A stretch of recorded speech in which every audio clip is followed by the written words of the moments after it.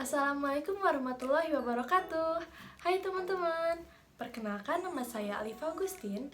Dan dalam video ini saya akan membahas materi kelas 11 mengenai karya ilmiah.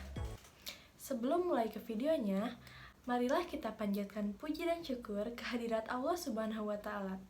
Karena atas berkah dan rahmatnya lah, kita semua selalu berada dalam keadaan sehat walafiat. Salawat beserta salam semoga tercurah limpahkan kepada Habibana wa Nabiyana Muhammad Sallallahu Alaihi Wasallam. Nah, teman-teman, ada yang tahu gak apa itu karya ilmiah? Karya ilmiah merupakan karangan ilmu pengetahuan yang menyajikan data dan fakta dan ditulis dengan metodologi yang baik dan benar serta dapat dibuktikan kebenarannya.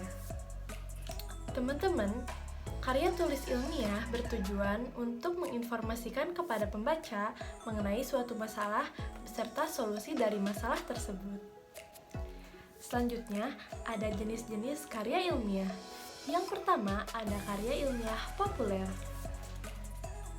Karya ilmiah ini biasanya temanya dekat dengan masyarakat secara umum. Jadi, apabila masyarakat membaca karya ilmiah populer ini, mereka akan langsung paham karena temanya juga dekat dengan masyarakat. Karya ilmiah populer biasanya disajikan dalam bentuk paragraf dan diterbitkan di dalam koran. Bahasa yang digunakan di dalam karya ilmiah populer, bahasanya itu sederhana, santai, tapi tetap sesuai dengan ejaan yang disempurnakan.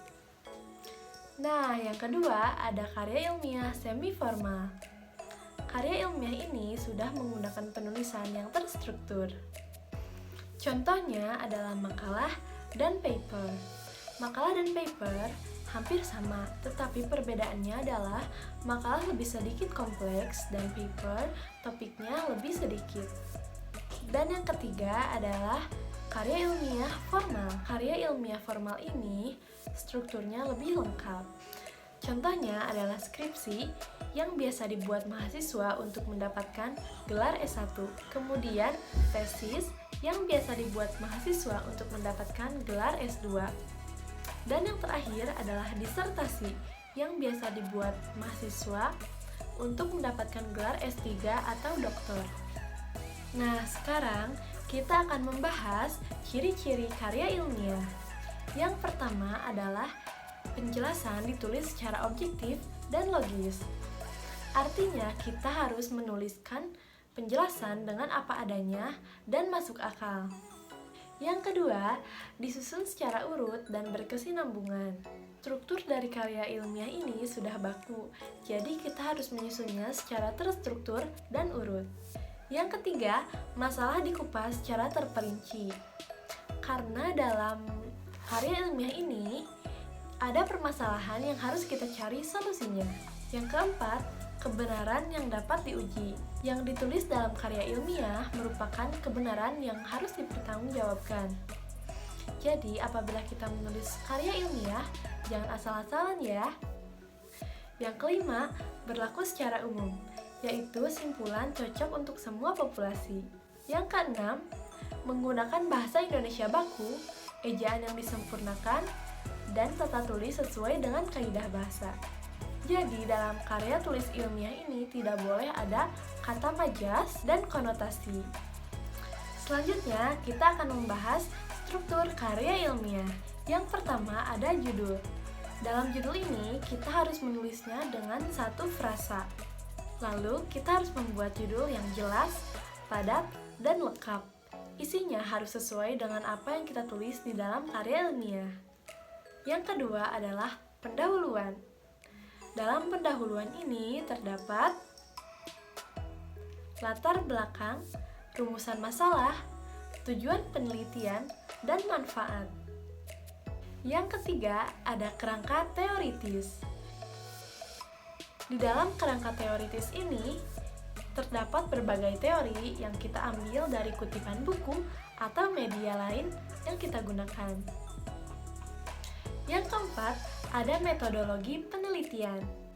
Di dalam metodologi penelitian berisi mengenai hal-hal tentang prosedur atau tahapan dalam penelitian. Bagian ini memuat pokok-pokok dari karya ilmiah yang kita tulis. Yang keenam ada simpulan dan saran. Yang ketujuh ada daftar pustaka. Nah, di dalam daftar pustaka ini terdapat sumber-sumber tertulis yang kita cantumkan dalam karya ilmiah kita. Nah, semua sumber yang kita ambil wajib dicantumkan dalam daftar pustaka untuk menghindari plagiasi. Nah, teman-teman, selanjutnya kita akan bahas langkah-langkah membuat karya ilmiah. Yang pertama adalah menentukan topik. Di dalam bagian ini berarti kita menentukan masalah yang akan kita kaji di dalam karya ilmiah. Topik ini harus menarik dan aktual. Yang kedua, membuat rangka tulisan. Langkah ini penting dilakukan untuk menjadikan tulisan kita lebih sistematis. Yang ketiga, mengumpulkan bahan. Dalam bagian ini, kita memerlukan teori dan data yang mendukung pada topik yang kita pilih. Yang keempat, pengembangan kerangka menjadi teks yang utuh dan lengkap. Kerangka yang telah dibuat, kita kembangkan menggunakan teori dan data yang telah kita kumpulkan sebelumnya. Langkah pengembangan ini harus juga memperhatikan kaidah kebahasaan yang berlaku pada karya ilmiah. Jadi, kesimpulannya, karya ilmiah adalah karangan ilmu pengetahuan yang menyajikan data dan fakta yang ditulis menurut metodologi penelitian yang baik dan benar serta dapat dibuktikan kebenarannya. Tujuan dari karya tulis ilmiah adalah menginformasikan pada pembaca terkait suatu masalah beserta solusinya.